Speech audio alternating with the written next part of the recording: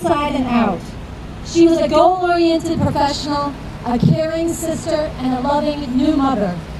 She was an entrepreneur, creating a local temp agency for dental hygienists, a field she enjoyed working in. She had plans to further her career as a dentist. Miriam was extremely close to her family, including her two sisters, known affectionately around their neighborhood as the Carey Girls, who were an incredibly tight-knit unit. She loved to wear bright colors, listen to Mariah Carey and Beyonce, and spend time with her family.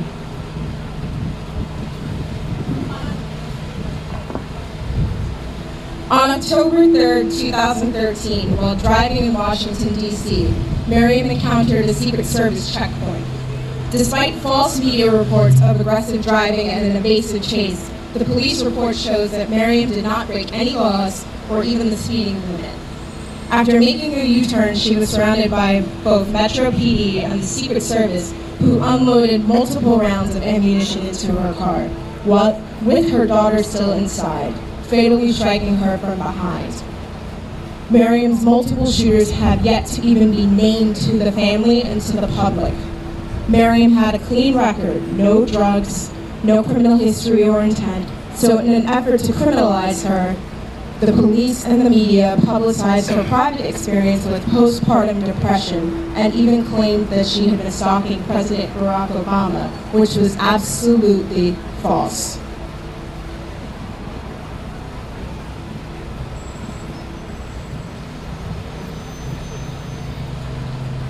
My sister Miriam was a good person, and what happened to her is not only tragic, it's an atrocity because of the way that the media is turning a blind eye to it.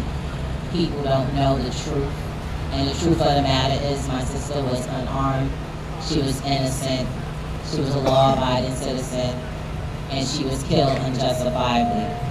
And to this day, the names of the officers are not known. So those individuals are not being held accountable for their actions. I implore that you all take the time out to learn the facts of these different cases and share them so that we can amplify the names and their stories so that this doesn't happen to you or your loved one. And I would like to say her name, Miriam Carey. Miriam Carey! Miriam Carey. Miriam Carey! Miriam Carey. Miriam Carey! Thank you. I want to let people know this is Miriam's mother as well. Miriam's mother and Miriam's sister. Thank you.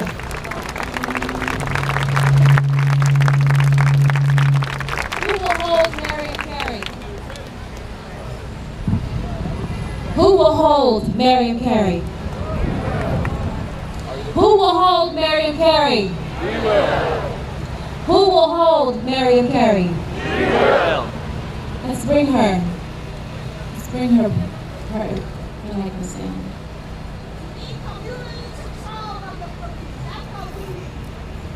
Thank you.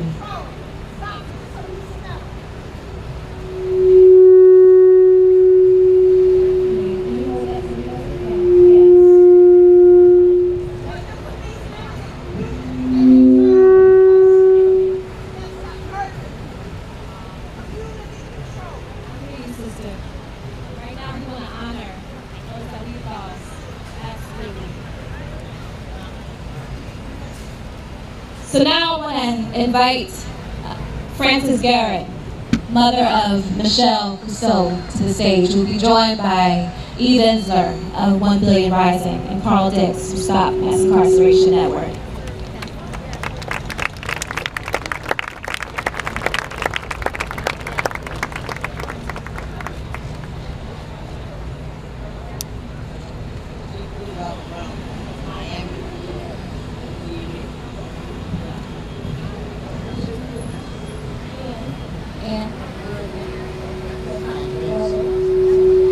And Lover, family of Michelle Cusseau.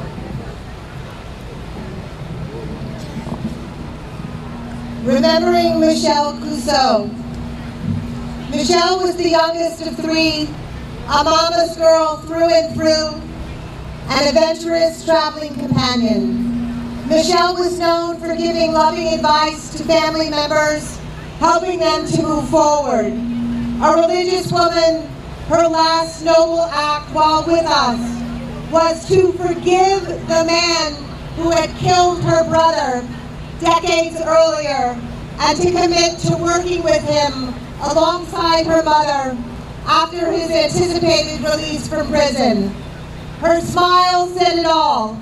She was loving, the life of the party, deeply committed to her family and always willing to go the extra mile, to say sorry and check in on her mother daily. She was her mother's best friend, her mother's rock. That morning of Michelle's death, her mother, Frances Garrett, called her mental health facility in an effort to get her daughter a mental health evaluation. In accordance with Arizona's first responder law, multiple uniformed police officers arrived unannounced and tried to get her to come with them.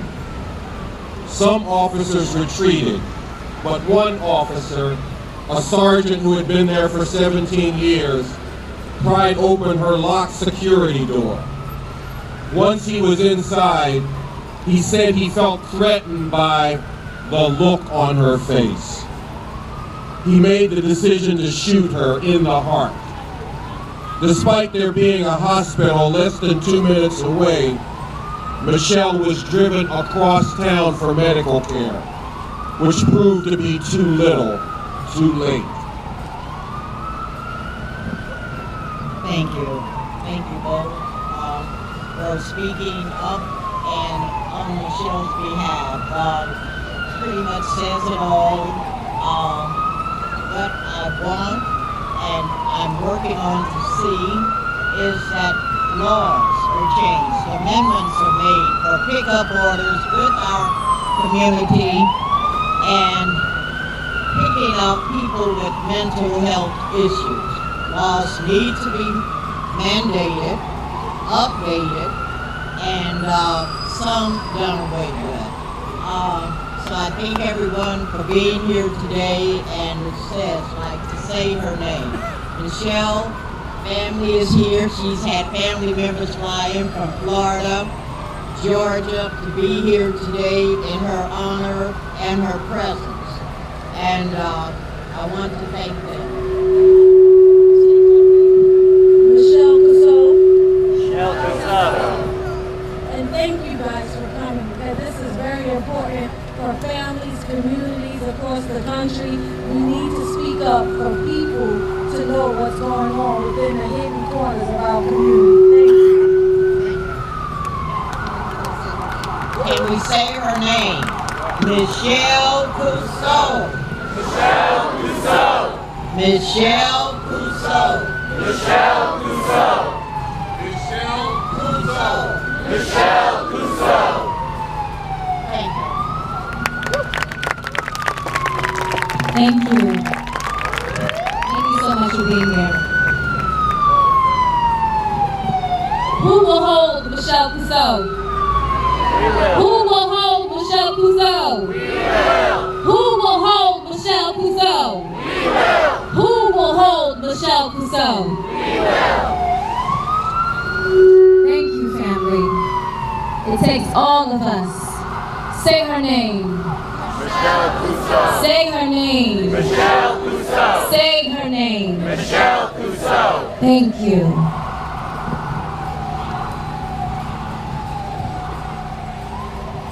Next, I would like to invite Maria Moore, sister of Kayla Moore, to the stage. Thank you. She will be joined by Cheryl Brown of Justice League and Andrew Ritchie, co-author of Say Her Name.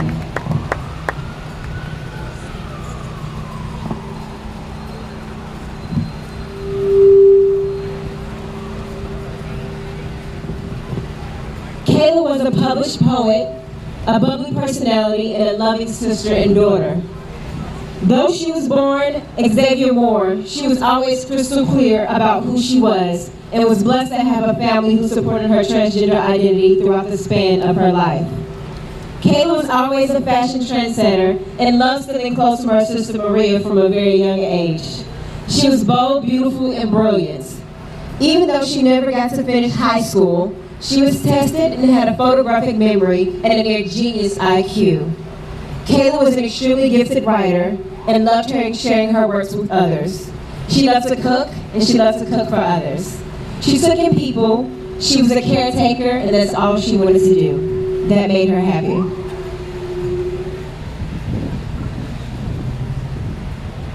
Kayla had a history of mental illness that she had been working through since her early 20s. On February 12, 2013, her roommate and a caseworker were with her in an apartment when police arrived as her first responders to take Kayla to a local hospital. None of the officers who arrived were properly trained to handle the situation. And instead of offering her the care she so clearly needed, they ran her name and arrested her for an outstanding warrant for someone else, a man 20 years her senior, who shared the name she was assigned at birth. When they told her she was being arrested, she attempted to make a phone call, which is when they forcibly restrained her. The cops did not let her caretaker in the room. After several minutes of being restrained, they noticed that Kayla didn't have any vital symptoms, even after she had said, "I can't breathe."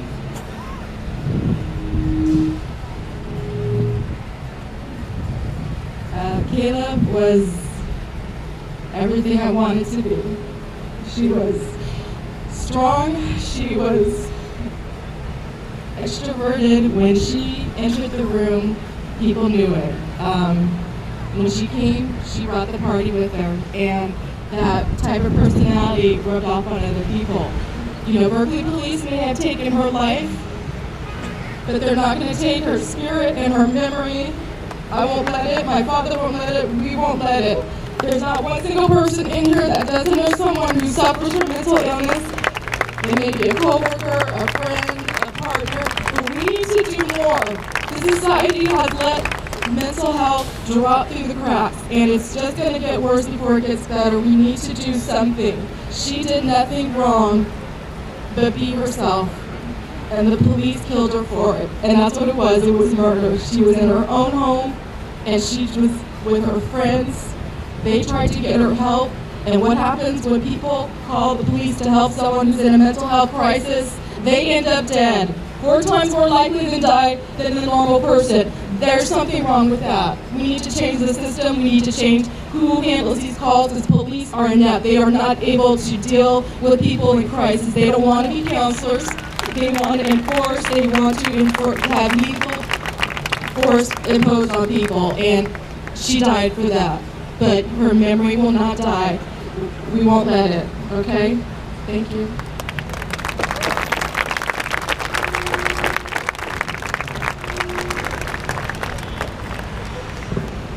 Who will hold Kayla Moore? We will. Who will hurt Kayla Moore? We will. Who will hold Kayla Moore? We will. Say her name. Kayla Moore. Say her name. Kayla Moore. Say her name. Kayla Moore. Say her name. Kayla Moore. Say her name. Kayla Moore. We will not forget. Thank you.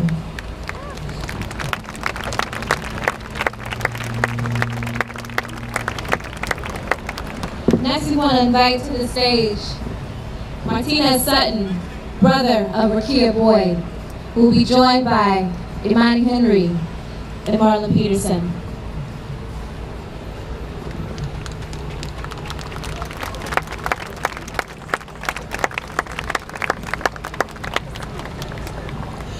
Rakia, a 22-year-old bright personality, was a natural caretaker who referred to all the babies she knew as her God baby. Rakia was the most loving person you ever met, who was never shy to let you know the depth of her feelings for you. She entered and left a room with "I love you." She was the type of person who always embraced you as if she hadn't seen you for years, even if it's just been 5 minutes. Rakia was the life of the party. If there was a boring party and Rakia was there, she was sick. A few months before her death, Rakia had registered for nursing school, a career that would have suited her nurturing personality so well.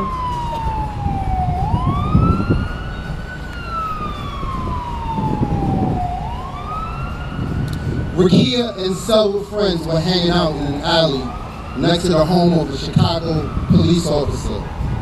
He left his house on his way to get some late night food when he exchanged words with one of the young men in the group. When he turned out of the alley, he mistook one of the boys talking on a cell phone for holding a weapon, called the police, and shot into the group of entirely unarmed youth. Rakia and another boy was shot at, and the cop called for backup, but did not call for an ambulance to help the two people he had wounded. When the cops arrived, Rakia was left lying in the alley for over 30 minutes while her friends begged authorities to call an ambulance. Had Rakia been brought to the hospital immediately, her life could have very well been saved. But sadly, her life was not granted that level of respect by the Chicago police.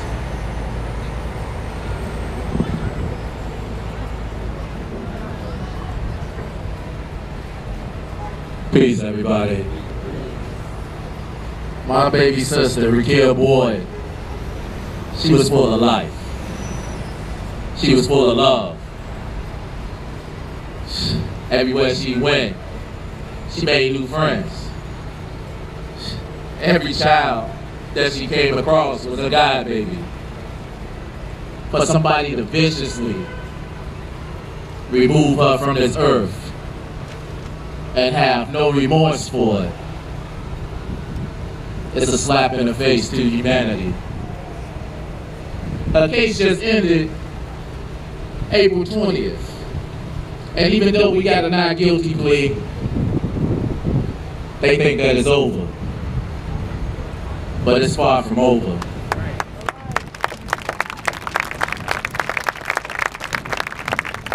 It's only the beginning. They think we just don't lay down, but I'm far from tired.